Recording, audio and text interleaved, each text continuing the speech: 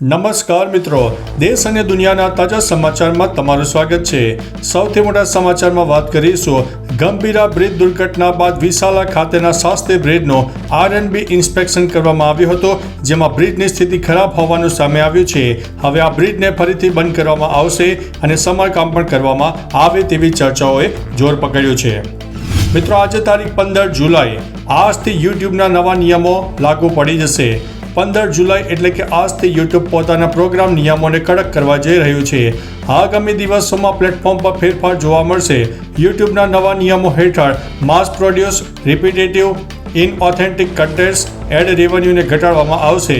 યુટ્યુબની નવી પોલિસી હેઠળ ચેનલોને મોનિટાઇઝિંગ કરવાની શરતોમાં કોઈ ફેરફાર કરવામાં આવ્યો નથી। મોનિટાઇઝેશનની શરતો પહેલાં જેવી જ રહેશે। મોનિટાઇઝેશન પોલિસીમાં કોઈ ફેરફાર કરવામાં આવ્યો નથી। શિક્ષણ મંત્રીએ સુરતની જે શાળાનું ઉદ્ઘાટન કર્યું એમાં જ કૌભાંડ સામે આવ્યું છે। એક ગાર્ડ મૂક્યો અને 3નો પગાર લીધા હોવાનો દાવો છે। જામનગરમાં સરકારી હોસ્પિટલમાં આડેધડ પાર્કિંગને કારણે 4 એમ્બ્યુલન્સ ફસાઈ હતી। દર્દીઓને ભારે હાલાકીનો સામનો કરવો પડ્યો છે। ધર્મશાલામાં પેરાગ્લાઇડર ક્રેશ થયું છે। ગુજરાતી યુવકનું મોત થયું છે। 2 મહિના માટે પેરાગ્લાઇડિંગ ઉપર પ્રતિબંધ લગાવી દેવામાં આવ્યો છે।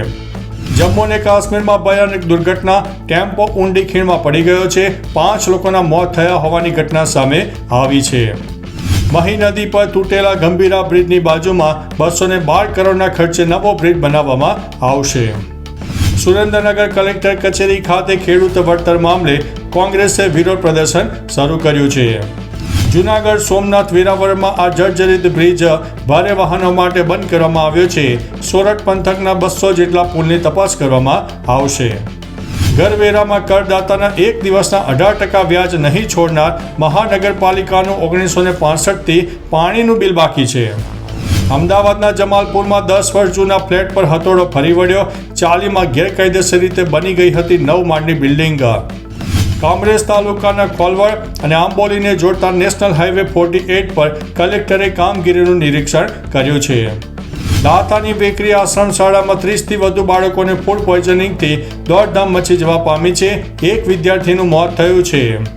વડોદરામાં ડેન્ગ્યુ વકર્યો। છેલ્લા 12 દિવસમાં 70થી વધુ કેસ। આરોગ્ય તંત્ર પણ સતર્ક થઈ જવા પામ્યું છે।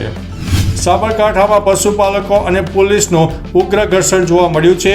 74 આગેવાનો, 1000ના ટોળા સામે ફરિયાદ અને 47ની અટકાયત કરવામાં આવી છે। વાત છે સાબર ડેરીની। અમદાવાદના ફતેવાડી કેનાલનો બ્રિજ જર્જરિત હાલતમાં જોવા મળ્યો। સ્થાનિકોએ નવો બ્રિજ બનાવવા અને કેનાલને રિપેર કરવાની માંગ કરી છે। ભરૂચમાં ગુજરાતનો પહેલો ગ્રીન રોડ।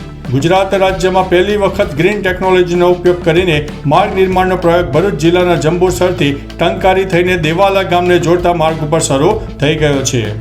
સાબરકાંઠા અરવલ્લીના પશુપાલકોનો શ્વેત આક્રોશ। રસ્તા ઉપર દૂધ ઢોળીને નોંધાવ્યો હતો પોતાનો વિરોધ। તો ચાલો મિત્રો, ફરીથી દેશ અને દુનિયાના સુપરફાસ્ટ સમાચાર લઈને મળતા રહીશું। ત્યાં સુધી અમને રજા આપશો। નમસ્તે।